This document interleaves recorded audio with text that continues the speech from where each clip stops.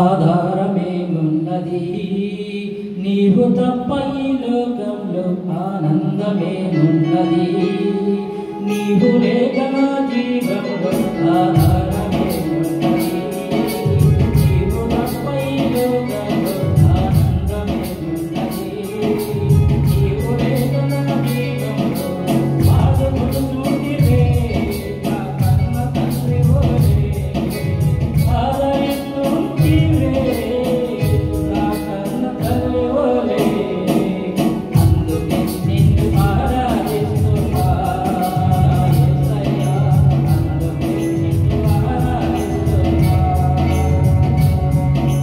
అందుకే నిన్ను ఆరాధిస్తున్నా నా యేసయ్యా అందుకే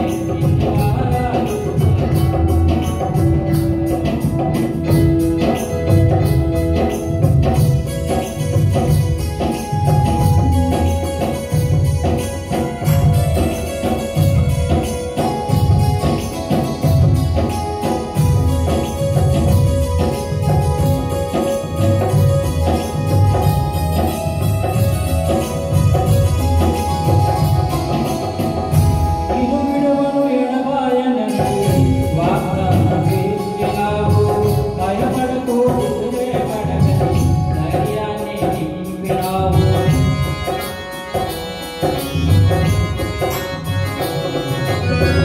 విడువను ఎడబాయనని వాగ్దానం చేసినావు భయపడకు దిగులేపడని ధైర్యాన్ని నింపినావు ఆరాధించేనా నా పూర్ణ మనసుతో ఆరాధించేనా నా పూర్ణ హృదయముతో ఆరాధించేనా నా పూర్ణ మనసుతో ఆరాధించేనా నా పూర్ణ హృదయముతో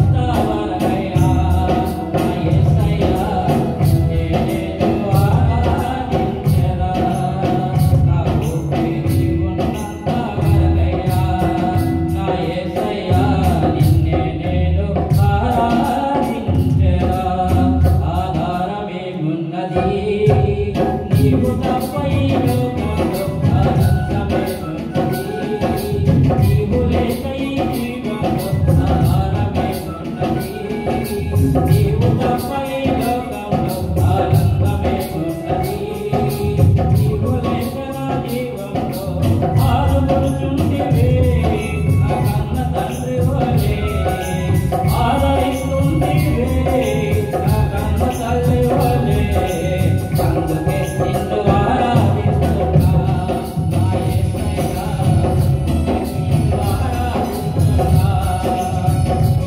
నిన్ను ఆరాధిస్తున్నా నా యేసయ్యా నిన్ను ఆరాధిస్తున్నా హల్లెలూయా హల్లెలూయా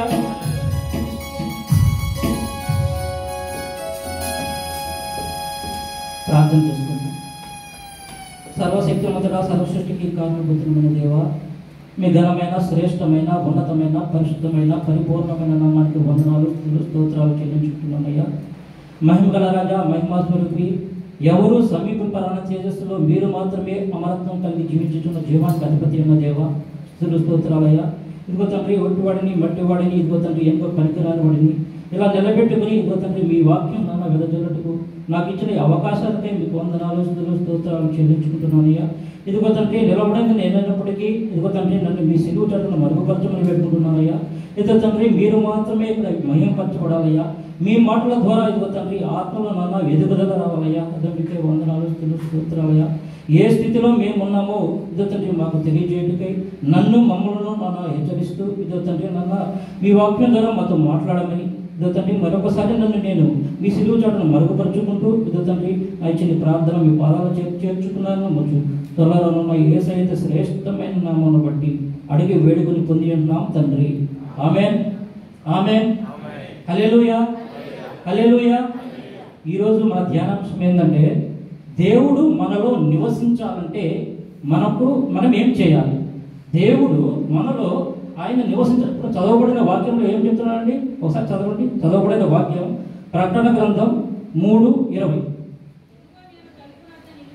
ఇదిగో నేను తలుపు నిల్చుండి తట్టుచున్నాను, ఎవడైనానో నా స్వరం విని తలుపు తీసిన ఎడల నేను అతని యొద్దకు వచ్చి అతనితో నిన్ను నాతో కూడా అతను భోజనం చేయను. Thank you sister.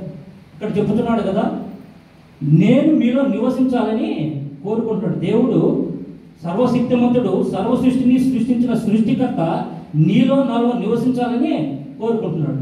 నివసించాలంటే దేవునికి మన దేహం అర్పించి ఉన్నామా, సమర్పించి ఉన్నామా లేదా అనేది మనకై మనం ఒకసారి పరిశీలించుకోవాల్సిందిగా మనకు దేవుడు తెలియజేస్తున్నాడు. మనకై మనము ఇప్పుడు దేవుడు నీ నుంచి ఆస్తి కోరలేదు, నీ నుంచి ఇంకొకటి ఏం కోరలేదు. మొట్టమొదటిగా నీ నుంచి కోరుతున్నది ఏంటంటే నీ హృదయాన్ని కోరుతున్నాడు. ఆయన హృదయాన్ని మాత్రమే ఎందుకు కోరుతున్నాడు? దేవుడు మొత్తం ఏ విధంగా ఏదైనా కోరుకోవచ్చు కదా నీ నుంచి, కానీ సర్వ సృష్టికి సృష్టించిన సృష్టికర్త నీ నుంచి ఓన్లీ హృదయం మాత్రమే ఎందుకు కోరుతున్నాడు? హృదయాన్ని ఎందుకు కోరుతున్నాడంటే హృదయం చాలా మోసకరమైనది, చాలా వ్యాధి కలది. దానిని సరిచేయుటకు ఆయన నిన్ను హృదయాన్ని కోరుతున్నాడు. ముఖ్యంగా మనం చూసుకుందాం, ఏది మనలో మన దేహాన్ని ఒకసారి క్రైస్తవుడిగా నీవు మారిన తర్వాత, క్రీస్తులోకి నీవు వచ్చిన తర్వాత నీ దేహాన్ని దేవునికి సమర్పించి ఉన్నావా లేదా అనేది మనం పరిశీలించుకుందాం. ఈరోజు ధ్యానాంశం ఏంటంటే మన దేహాన్ని దేవునికి సమర్పించి ఉన్నామా లేదా? దేహాన్ని సమర్పించిన వారివైతే నీవు నీ ప్రవర్తన ఏ విధంగా ఉంటుంది? దేహాన్ని నీవు సమర్పించినావు, నీ ప్రవర్తన ఏ విధంగా ఉంటుంది? నీకు ఎలా తెలుస్తుంది నా దేహం దేవునికి సమర్పించి ఉన్నాను అని నీకు ఎలా తెలుస్తుంది అనే అంశాన్ని ఈరోజు మాట్లాడుకుందాం. మొట్టమొదటిగా నీ దేహాన్ని నీవు దేవునికి సమర్పించిన వారివైతే మొట్టమొదటిగా నీ కన్నును చాలా జాగ్రత్తగా చూసుకోవాలి. నీ కన్ను మొత్తం దేవుడు ఎన్నో పాత్రలు ఉండగా మొట్టమొదటిగా కన్నునే ఎందుకు చెప్తున్నాడు? కన్నునే మొదటి ప్రాధాన్యతగా కన్ను చూపిస్తున్నాడు. ఎందుకు చూపిస్తున్నాడంటే నీకు ఈ లోకాన్ని చూసేది ఏం చేస్తుంది? ఓన్లీ కన్ను చూస్తుంది. కన్ను తర్వాతనే నువ్వు ఏదైనా ఒక చర్య చేయాలన్నా, ఏదైనా నువ్వు చేయాలన్నా కూడా కన్నుతో చూసిన తర్వాత దానిని చేయడానికి ఇష్టపడతావు. కాబట్టి ప్రప్రథమంగా ఆయన చెబుతున్నది ఏంటంటే మొట్టమొదటిగా నీ కన్నును చాలా జాగ్రత్తగా చూసుకోమని చెప్తున్నాడు. 1 కొరింథీయులు 6వ అధ్యాయము 19-20 చదువుకుందాం. 1 కొరింథీయులు 6వ అధ్యాయము 19-20. మీ దేహము దేవుని వలన మీకు అనుగ్రహింపబడి మీలో ఉన్న పరిశుద్ధాత్మకు ఆలయమై ఉన్నదని మీరు ఎరుగరా? మీరు మీ సొత్తు కాదు, మీలో బట్టి కొనబడిన వారము కనుక మీ దేహముతో దేవుని మహిమపట్టండి. Thank you sister. ఏం చెప్తున్నాడు అండి? మనం అనుకుంటాం మన దేహము, కొంతమంది చాలా మంది అంటారు కదా, నా దేహం నా ఇష్టం, నేను ఎలానే చేస్తాను. మన దేహం మన ఇష్టమా? దేవునికి వాక్యం తెలిస్తే దేహం ఒకసారి క్రైస్తవులుగా మారిన తర్వాత నీ దేహాన్ని నీ ఇష్ట ప్రకారంగా యూజ్ చేసుకోకూడదు, నీ ఇష్ట ప్రకారంగా ఉపయోగించుకోకూడదు. నీ దేహాన్ని దేవునికి సమర్పించిన వారైతే దేవుడు ఏ మాటలైతే నీకు చెబుతున్నాడో దేవుడి మాటలో నడవడానికి మాత్రమే నీవు ఇష్టపడతావు. ఆయన చెప్తున్నాడు కదా, ఏం చెప్తున్నాడు? పరిశుద్ధాత్మకు ఆలయమై ఉన్నదని మీరు ఎరుగరా? మీరు మీ సొత్తు కారు. ఎప్పుడైతే నువ్వు లోకంలో నుంచి క్రీస్తులోనికి వచ్చావో ఆ తర్వాత నీవు నీ సొత్తు కాదు. నీవు ఎవరి వారి? ఇప్పుడు క్రీస్తును పోలి నడుచుకున్న వారి. ఎందుకు క్రీస్తును పోలి నడుచుకున్నాం? మిగతా వరకు మనకు తేడా ఏంది? ఒక్కసారి క్రైస్తవంలోకి వచ్చిన తర్వాత నీ ఆలోచనలు, నీ మొత్తం అంతా నీ ఆలోచనలు మొత్తం ఎలా ఉండాలంటే ఆయన అంటాడు కదా, పైన ఉన్న వాటినే వెతుకుడి. పైన ఉన్న వాటి పైన ఏముంది? పైన ఏముంది? దేనికోసం మనం వెతకాలి? క్రైస్తవ జీవితంలో ఈ లోకానుసారంగా మనం అనుకుంటామండి, మనకు కష్టాలు రావా? యేసుక్రీస్తును నమ్మిన తర్వాత నాకు కష్టం రాదు అని వారు ఎవరన్నా చెప్పగలరా? యేసుక్రీస్తును నమ్మిన తర్వాతనే కష్టాలు కాదు. ఒక మాట చెప్పాలంటే ఎవరికైతే పాస్టర్లకు తెలుసు, ఎందుకంటే వాళ్ళు సేవకుతున్నారు కాబట్టి. ఎంతమంది ఎన్ని విధాలుగా వాళ్ళని హింసిస్తుంటారు. మంచి వాక్యాలు చెప్తూ ఉంటే కొట్టే వాళ్ళు ఉన్నారు, లేదా వాళ్ళను కొన్నిసార్లు చంపేసే వాళ్ళు ఉన్నారు. ఆ విధమైన దేవుని మాటలు చెప్తా, దేవుని మాట. అందుకోసమే దేవుని మాట ఏది? ఆత్మ సంబంధమైన మాటలు. ఈ లోకానికి అంత ఆశమాషగా అర్థం కాదు. కాబట్టి క్రైస్తవులుగా ఒకసారి నీవు వచ్చిన తర్వాత దేవుని నీవు నమ్ముకున్న తర్వాత నీ నీ చూపు మొత్తం దేనిపైన ఉండాలండి? పైన ఉన్న వాటినే వెతకాలి. ఈ లోకానుసారంగా నీవు దేవుణ్ణి నమ్మినా నమ్మకపోయినా ఖచ్చితంగా నీకు వచ్చే ప్రతిఫలం వచ్చి తింటుంది అంతే. ఇంకా నువ్వు దేనిని ఇప్పుడు ఉదాహరణకు చెప్పుకోవాలంటే ఇక్కడ క్రైస్తవులుగా మనం ఉన్నాం. దేవుడు మనకు మాత్రమే పోషిస్తున్నాడా? దేవుడు మనల్ని మాత్రమే పోషిస్తున్నాడా? హైందవ సహోదరులు పోషించడం లేదా? లేదా ముస్లిం సహోదరులు పోషించడం లేదా? ప్రతి ఒక్కరిని దేవుడు ఎందుకు పోషిస్తున్నాడు? ప్రతి ఒక్కరు దేవుని సృష్టి, ఆయన చేత సృష్టించబడిన వారు కాబట్టి దేవుడు ప్రతి ఒక్కరికి సహాయకుడుగా ఉన్నాడు, ప్రతి ఒక్కరిని సహాయం చేసే విధంగా ఉన్నాడు.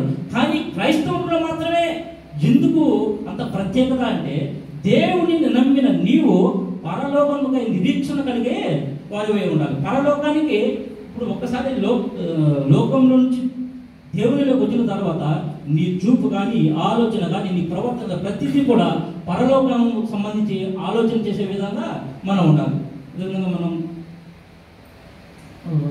చూస్తున్నాం. లూకా సువార్త 11వ అధ్యాయము 34 నుంచి 36 ఉంటుంది. నీ దేహమునకు నీ దీపము నీ కన్నే గనుక నీ కన్ను తేటగా ఉంటే నీ దేహమంతయు వెలుగుమయమై ఉండును. అది చెడినదైతే నీ దేహము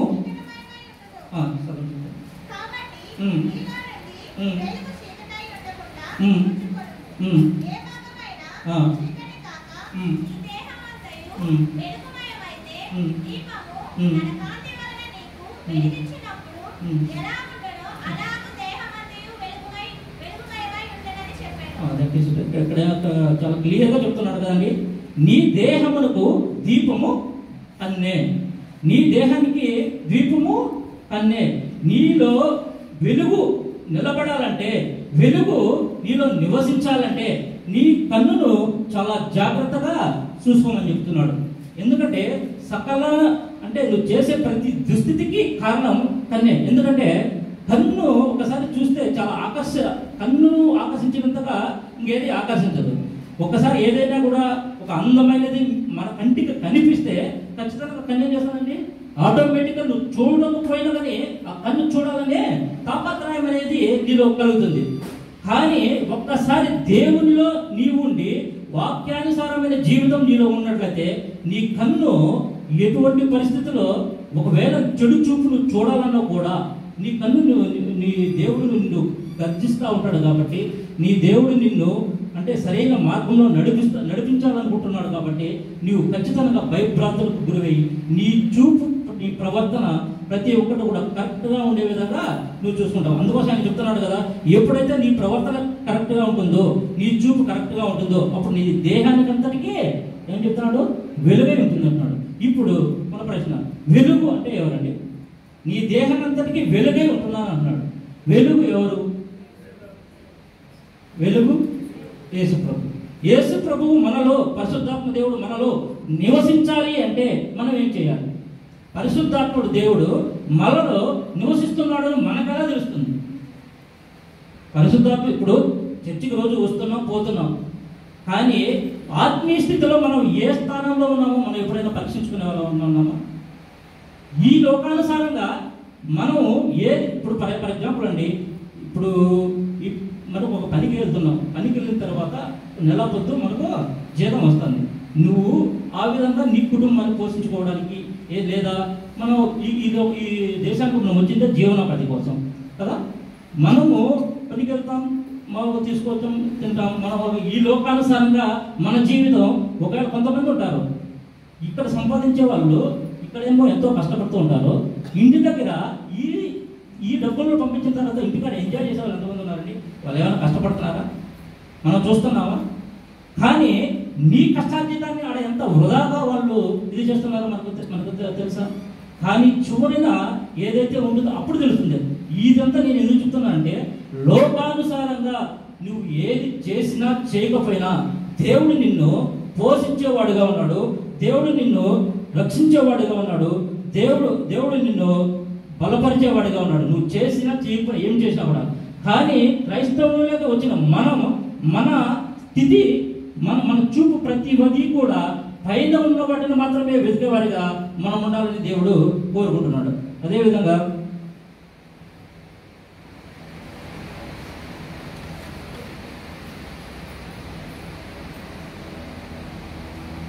ఇప్పుడు అంటే పాపపు స్థితిలో లేనప్పుడు కన్ను ఏ విధంగా ఉండేది, పాపపు స్థితిలో వచ్చిన తర్వాత మన కన్ను ఏ విధంగా అంటే ఆకర్షితం అవుతుంది అనేది చూసుకున్నాం.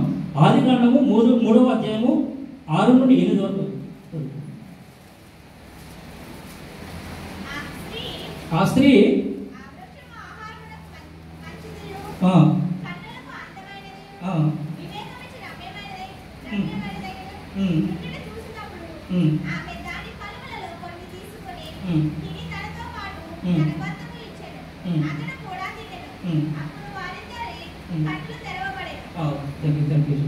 ఇక్కడ ఏం చెప్తున్నానండి, స్త్రీ ఎప్పుడైతే దేవుడు ఆదామును అవును సృష్టించినప్పుడు దేవుడిని వాళ్ళు చూస్తా ఉన్నారా లేదా?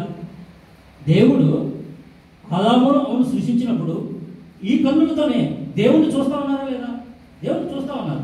ఎప్పుడు పాపం వారిలోకి ఎంటర్ కానప్పుడు దేవుడిని ముఖాముఖిగా చూసి ముఖాముఖిగా మాట్లాడుతూ ఉన్నారు. ఇక్కడ ఏం చెప్తున్నాడు, ఆ వృక్షము ఏదైతే దేవుడు ఆజ్ఞాపించాడో ఆ పండును తిన్న తర్వాత ఎప్పుడైతే పాపము తనలోకి ఎంటర్ అయిందో అప్పుడు ఎలా కనిపిస్తుందండి? ఇప్పుడు సాతాను ఎప్పుడైతే మనిషిలో అంటే ఎంటర్ అవుతాడో అప్పుడు పరిస్థితి ఏ విధంగా ఉంటుందని చెప్తున్నాడు. అంతకుముందు ఈ స్త్రీ కానీ ఆదాము కానీ తోటలో తిరుగుతున్నప్పుడు అప్పుడు దేవుని ముఖాముఖిగా చూస్తున్నారు. ముఖాముఖిగా చూసి ముఖాముఖిగా మాట్లాడుతున్న వారు ఎప్పుడైతే సాతాను వచ్చి తనతో మాట్లాడిందో, సాతాను ఎప్పుడైతే జీవితంలోకి ఎంటర్ అయిందో, పాపం అనేది ఎప్పుడైతే మనిషిలోకి ఎంటర్ అవుతుందో ఏ విధంగా చెప్తున్నాడంటే ఇక్కడ కన్నులకు ఎలా ఉందంట? చాలా అందమైనదిగా ఉందంట. కన్నులకు చాలా అందమైనదిగా కనిపిస్తుంది.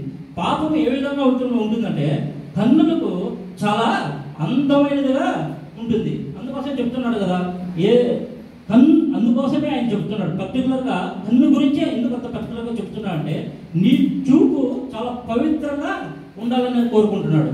నువ్వు చూసే చూపు పవిత్రంగా లేకపోతే నీ కన్ను బదులు నీ దేహం మొత్తము నరకంలోనికి వెళ్తుందని చెప్పినాడు. అందుకోసం ఆయన అంటాడు కదా, నీ కన్ను తప్పు చేసిన ఒక కన్ను తీసేసుకో పర్లేదు, ఎందుకంటే నీ మొత్తం దేహం అంతా నరకంలో పడే, ఎందుకంటే నీ ఒక కన్ను పోయినా కానీ నీకేం పర్లేదు, నీకు ఒక కన్నుతో నువ్వు నడవగలవు, నీవు జీవించగలవు. కానీ కన్ను ఎప్పుడైతే కన్ను అనే దాన్ని నీవు ఖచ్చితంగా దేవుని మాట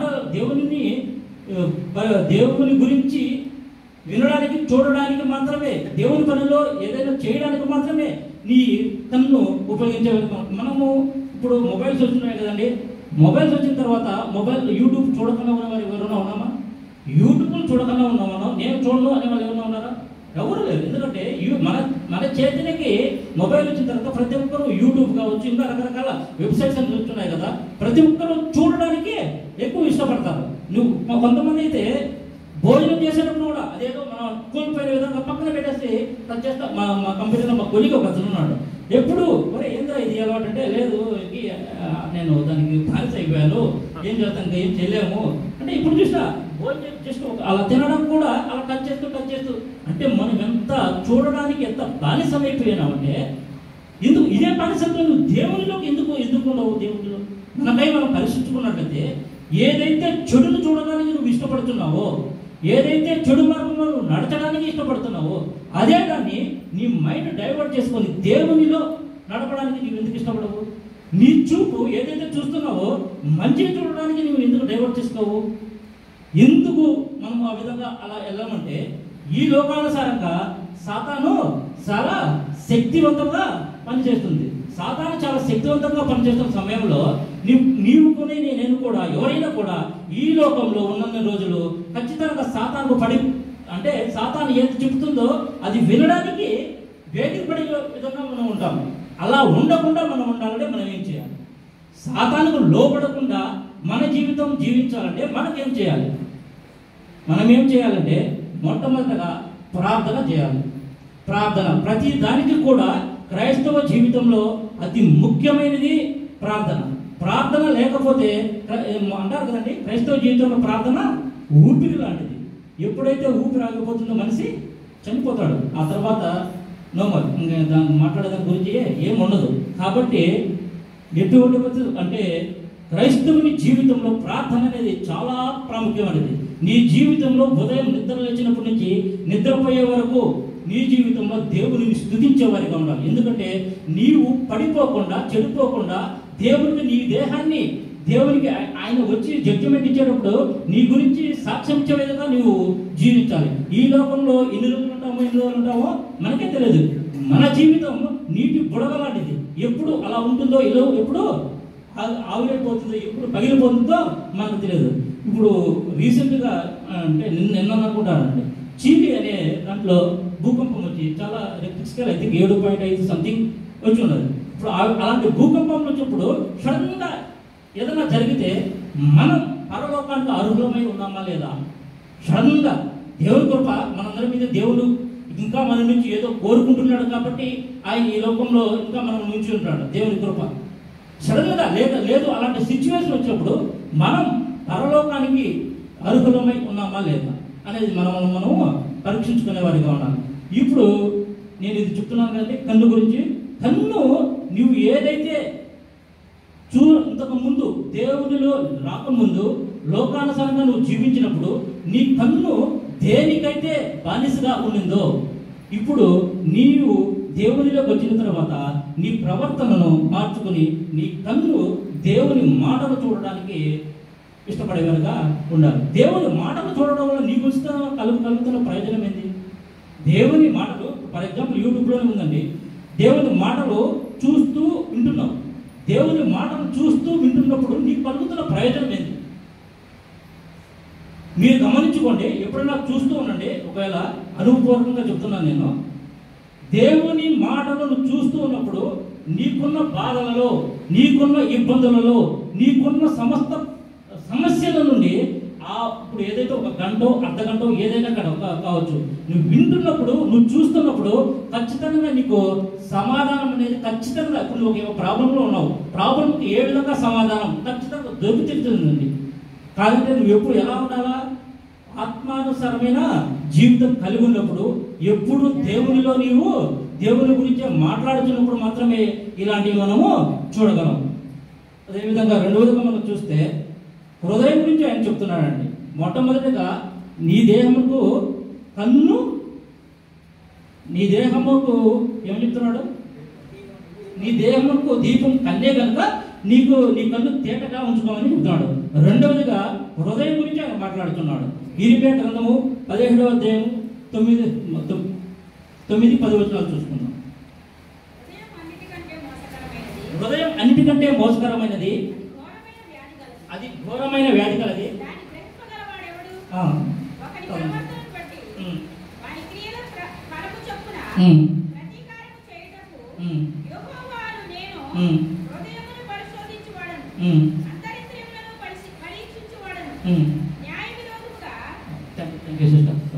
ఇక్కడ ఏం చెప్తున్నాడంటే, ఇర్మియా గ్రంథము 17వ అధ్యాయం 9-10 వచనంలో హృదయము అన్నిటికంటే మోసకరమైనది. మొట్టమొదటిగా మనం కన్ను గురించి చెప్పుకున్నాం కదండి. కన్ను అనేది ఏదైతే అందమైనదిగా ఉండొచ్చు లేదా రమ్యమైనదిగా ఉండొచ్చు, అలాంటి వాటిని ఆకర్షితలో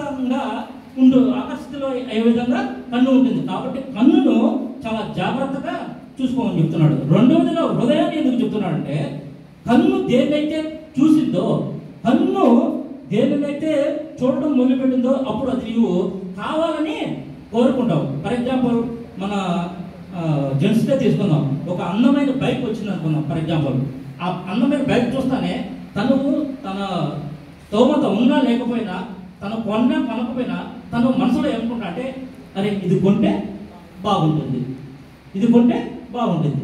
నీ కన్ను ఏం చెప్తుంది ఇక్కడ? నీ కన్ను చూస్తానే అట్రాక్ట్ అయింది.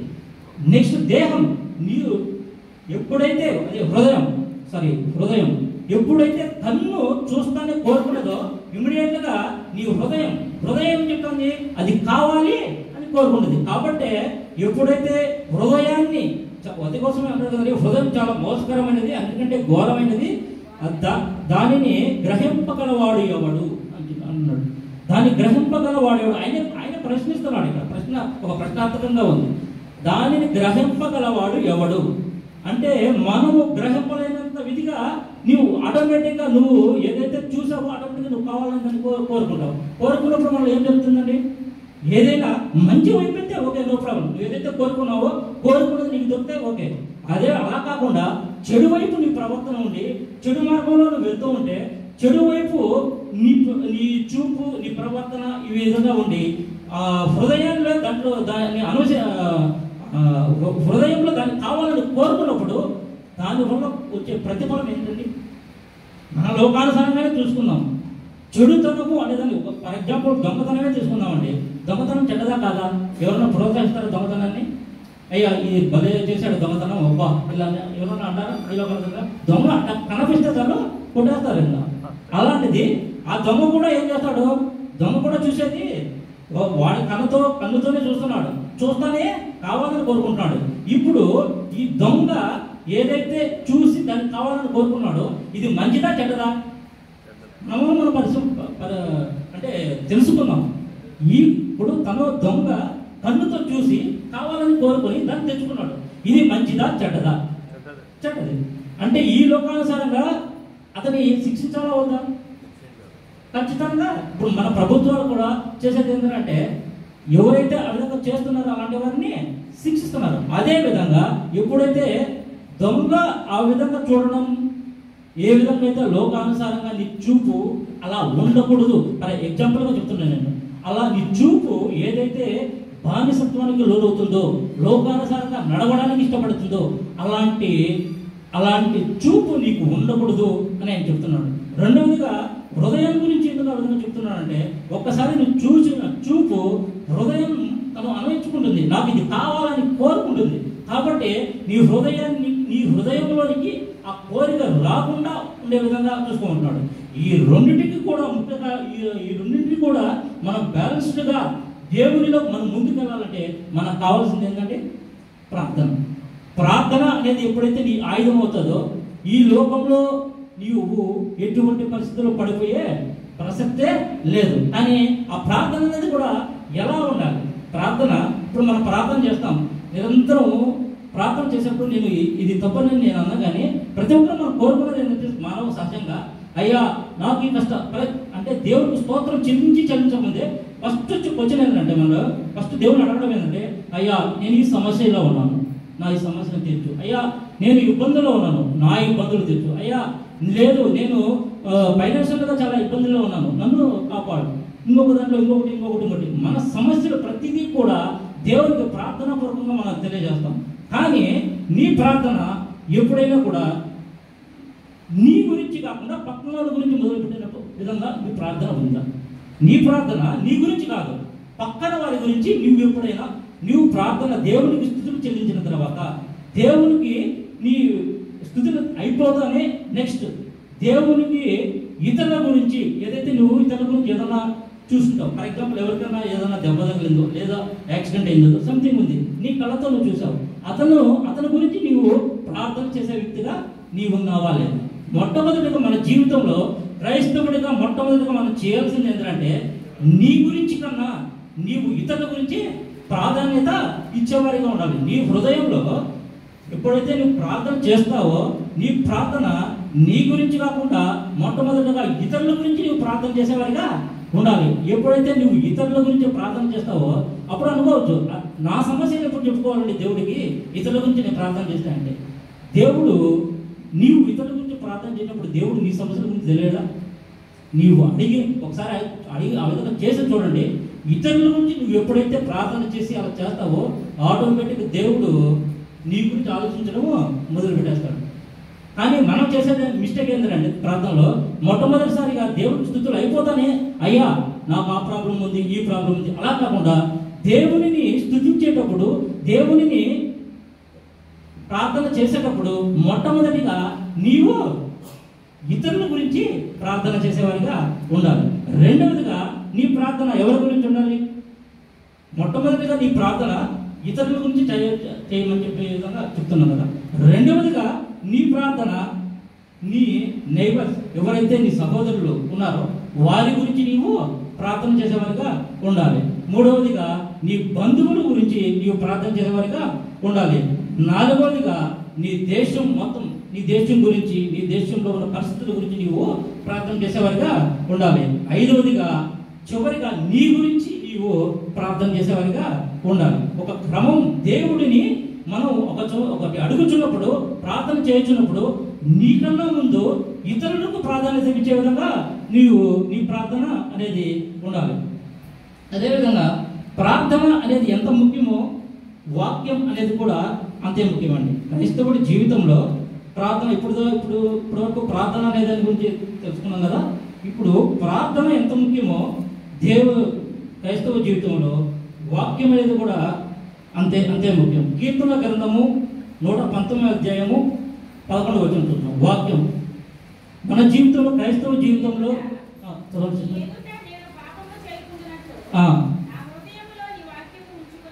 Thank you sir. వాక్యం గురించి ఏం చెప్తున్నానండి? పాపం చేయకుండా ఉండాలంటే ప్రార్థన ఎంత ముఖ్యమని చెప్తున్నాడో, హృదయంలో నీ వాక్యాన్ని ఉంచుకొని ఉండమని చెప్తున్నాడు ఆయన. నీకు ప్రార్థన ఎంత ముఖ్యమో, నీవు పడిపోకుండా ఈ లోకానుసారంగా నువ్వు లోకానుసారంగా వెళ్ళకుండా ఉండాలంటే నీకు ప్రార్థన ఎంత ముఖ్యమో వాక్యం కూడా అంతే ముఖ్యమని చెప్తున్నాడు. వాక్యాన్ని మనలో ఉంచుకోవాలని చెప్తున్నాడు. అదేవిధంగా మనం చూస్తున్నట్లయితే కీర్తన గ్రంథము 119, 101 చూద్దాం. నేను నీ వాక్యంలో నివసించినట్లు దుష్ట మార్గములన్నిటి నుండి నా పాదమును తొలగించుచున్నాను అంటున్నాడు. ఏం చెప్తున్నాడు? వాక్యం అనేదని నీలో ఉంటే అన్నింటిలో నుండి నా పాదమును తొలగించుచున్నాను. ఎప్పుడైతే వాక్యం నీలో ఉండదో అంటే చెడు మార్గం నుండి నా పాదాలు తిప్పుకుంటున్నాను అని చెప్తున్నాడు. మనలో ప్రార్థనతో పాటు వాక్యాన్ని కూడా ఉంచుకోవాలి. అదేవిధంగా 119, 103 అంటున్నాడు, నీ వాక్యములు నా జిహ్వకు ఎంతో మధురములు, అవి నా నోటికి తేనె కంటే తీయగా ఉన్నాయని చెప్తున్నాడు. నీ మాటలు, ఆయన మాటలు మనం వినడం వల్ల మన జిహ్వకు మధురములు అంట. అవి తేనె కంటే చాలా తీయనని. ఎందుకు ఆయన మాట వినాలి? నిన్ను ఆయన మాట రక్షిస్తుంది, నిన్ను ఆయన మాట బలపరుస్తుంది. ఆయన మాట మనం వినడం వల్ల మనము శక్తిని పొందుకునే వారు. అదేవిధంగా కీర్తన గ్రంథం 119, 105 అంటున్నాడు, నీ వాక్యము నా పాదములకు దీపమును, నా త్రోవకు వెలుగై ఉన్నదని చెప్తున్నాడు. ఇక్కడ ఏం చెప్తున్నాడు? నీ వాక్యము, ఆయన వాక్యం మనలో ఉన్నట్లయితే ఆ వాక్యం ఎలా ఉంటుందంట? మన పాదాలకు దీపంలాగా ఉంటుంది. అది మనకు వెలుగై ఉన్నది. నీవు చీకటిలో నడుస్తున్నప్పుడు మనకి ఏమైనా కనిపిస్తుందా అండి?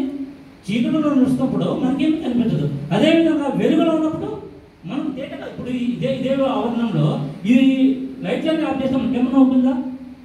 ఏం కనిపించకపోవచ్చు. ఇప్పుడు అంటే డే టైం కాబట్టి ఏమైనా ఉండొచ్చు కదా. నైట్ టైం అయితే చీకట్లో అసలు ఏం కనిపించదు.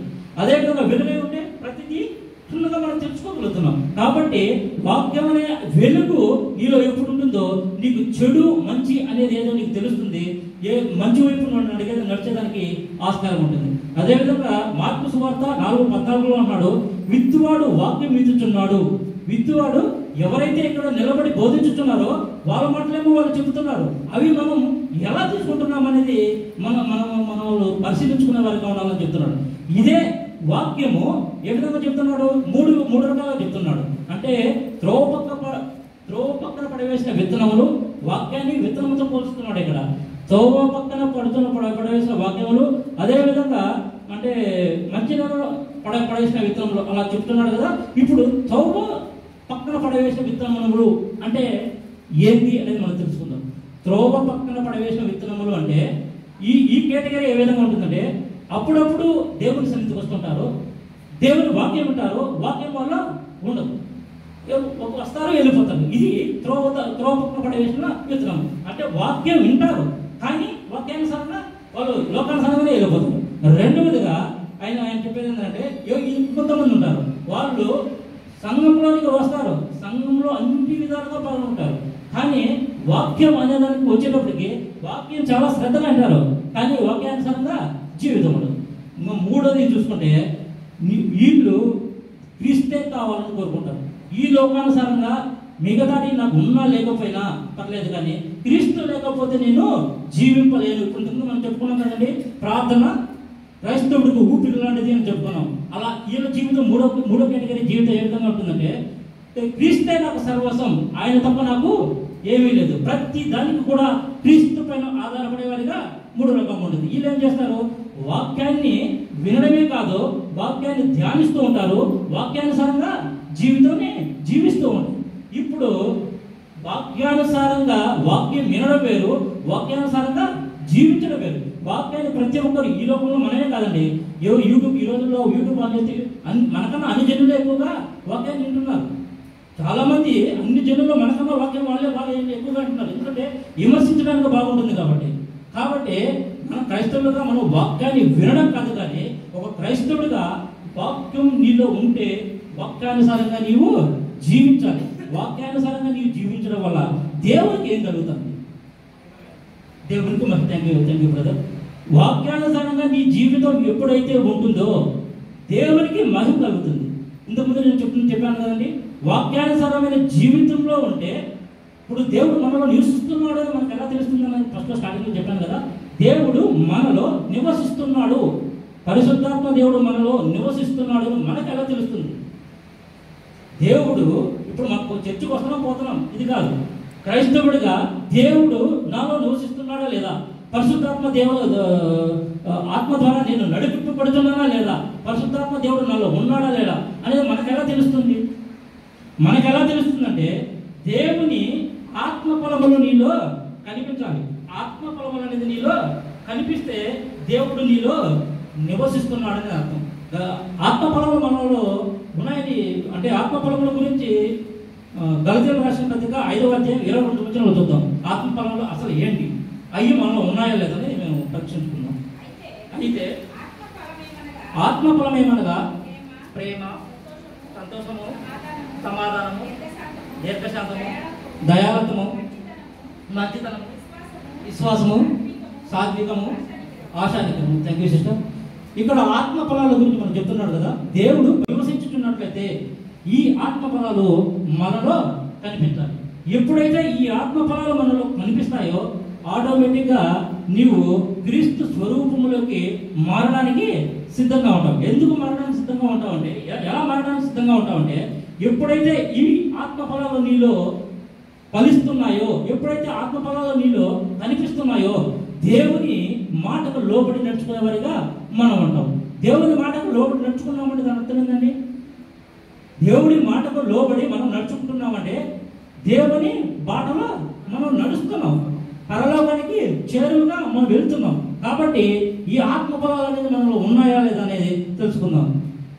ప్రేమ అనేది మనలో ఉందా? ఇతరుల పట్ల మనం ప్రేమగా ఉంటున్నామా? ఆయన అంటాడు కదా, నిన్ను వలె నీ పొరుగు వారిని ప్రేమించమంటాడు. నేను చాలాసార్లు చాలా మందితో చెప్పినప్పుడు కూడా చెప్తానండి, ఈ ప్రపంచం మొత్తం ఈ ఒక్క మాట ఫాలో అయితే, ఈ ఒక్క మాటను అనుసరిస్తే పోలీస్ స్టేషన్, కోర్టులు ఉండవు, అసలు నీకు ఈ సైన్యం అవసరం లేదు, అసలు ఏమీ కానీ భూ ప్రపంచం అంతా చాలా సంతోషంగా చాలా ఆనందంగా ఉండాలంటే ఈ ఒక్క మాట ఫాలో అయితే చాలండి. ఈ ఒక్క మాట, నిన్ను వలె నీ పొరుగు వారిని ప్రేమించు. ఈ మాటలో ఎంత అర్థం ఉందండి? నిన్ను వల్లే నీ పొరుగు వారిని ఎప్పుడైతే ప్రేమిస్తావో మీ ఇద్దరి మధ్య గొడవలు ఉంటాయా? ఇద్దరు ఎంత సంతోషంగా ఉంటారు. కాబట్టి ఈ మాటను మనం చెప్పడం కాదు, కానీ ప్రేమ అనేది ఎవరంటే అది ఒక సబ్జెక్ట్ అండి. ప్రేమ అనేదని, ప్రేమ ఎప్పుడైతే నీలో ప్రేమ అనేది ఉంటుందో, ఇప్పుడు ఒక వ్యక్తి మనమే ఉన్నాం. ఫర్ ఎగ్జాంపుల్, ఇప్పుడు మా వాడు అన్నాడు, ఎవరన్నా మా ఊళ్ళో మా చిన్నవాడు అన్నాడు, ఎవరన్నా తప్పు చేస్తే, ఇద్దరు పిల్లలు తప్పు చేస్తున్నాం అనుకుందాం. ఇప్పుడు మా వాడే తప్పు చేశాడు, ఇప్పుడు నేను నీకు కొడతానా? ఒకవేళ ప్రేమగా ఉంటే చేస్తే దండిస్తాను, కానీ పక్కన తప్పు చేస్తే అప్పుడు నీకు కొట్టాలనిపిస్తుంది. ఆ కొట్టాలనిపించలేదు. కొన్నిసార్లు కొంతమంది మనోడు పక్కన కొట్టేస్తారు, ఎట్టనా పని వాడు ఏదన్నా కానీ పక్కన కొట్టి కూడా మాట్లాడతారు. మనోడైతే ఎందుకు చేసినావు ఈ తప్పు, ఇలా చేయకూడదురా. నీ వాడైతే నీవు ఒక విధంగా ప్రేమిస్తున్నావు, పక్కన వాడైతే ఇంకొక విధంగా ట్రీట్ చేస్తున్నావు. నీ ట్రీట్ అనేది ఆ విధంగా ఉండకూడదు, నీ ప్రవర్తన అనేది ఆ విధంగా ఉండకూడదు. నువ్వు నిన్ను నీవే విధంగా ప్రేమించుకుంటున్నావో ఇతరులను కూడా నీవు ఆ విధంగా ప్రేమించేవారిగా ఉండాలని ఆయన చెప్తున్నాడు. ప్రేమ అనేది నీలో ఉండాలి, సంతోషం అనేది నీలో ఉండాలి. కొంతమంది సంతోషం ఏ విధంగా సంతోషపడతారంటే, మనకొస్తే మన సంతోషం అదే పక్కనోడికి ఏమన్నా అంటే సంతోషం కలిగిందనుకో బాధపడతారు. ఇప్పుడు మీకు అర్థమవుతుందండి, మనకు సంతోషం కలిగిందనుకో అది మనకు బాగా ఓకే, కానీ పక్కనోడు కొన్నిసార్లు సంతోషపడుతుందనుకో వాడికి ఎవరైతే ఆపోజిట్గా ఉంటారో వీడు బాధపడుతూ ఉంటాడు. మరి వాడికి ఇంత ఆనందంగా ఉన్నాడు ఏంట్రా, నేనైతే ఇంత దుఃఖంగా ఉన్నాడు, వాడు ఆనందంగా ఉన్నాడు అనే విధంగా ఆలోచిస్తారు. అలా కాదు, ఒక క్రైస్తవుడిగా నీవు ప్రతి ఒక్కరితో కూడా సంతోషించే వారిగా ఉండాలి, ప్రతి ఒక్కరితో కూడా సమాధాన పడేవారిగా ఉండాలని చెప్తున్నాడు ఆయన. నీవు ప్రతి ఒక్కరితో కొంతమంది అంటే ఈ లోకంలో ఉన్నప్పుడు మనస్పర్ధలు కావచ్చు, ఏదైనా కావచ్చు ఖచ్చితంగా వస్తాయి. ఎందుకంటే ఈ లోకానుసారమైన జీవితంలో మనం ఉన్నాం.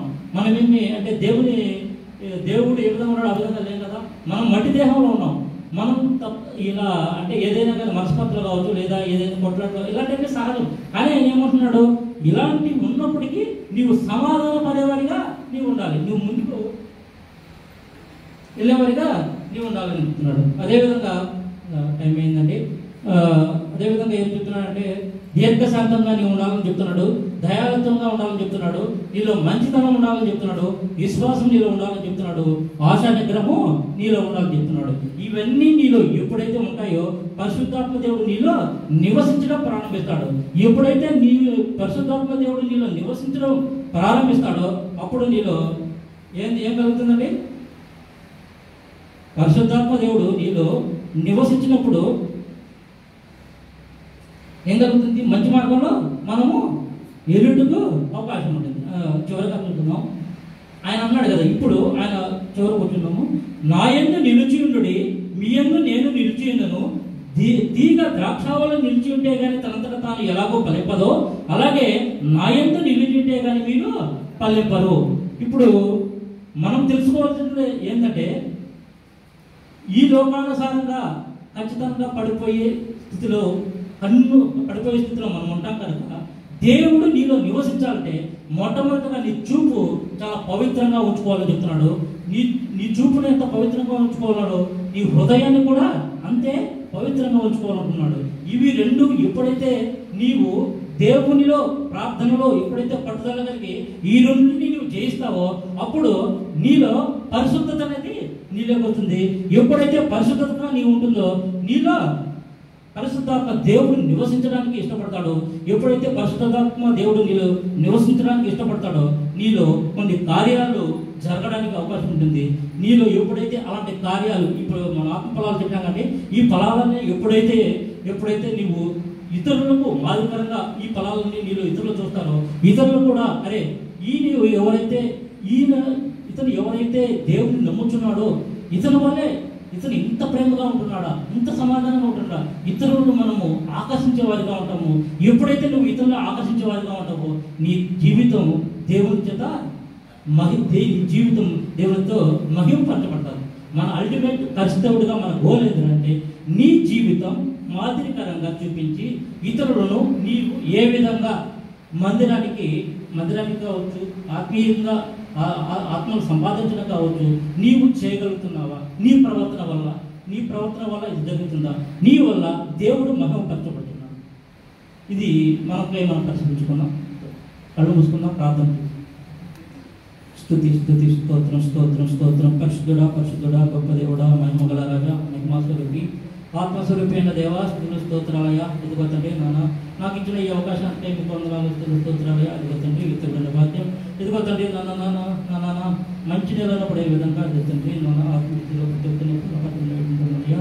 ఇదిగో తండ్రి సైతాన్ మనం దూరం చేయమని పెట్టుకుంటున్నానయ్యా.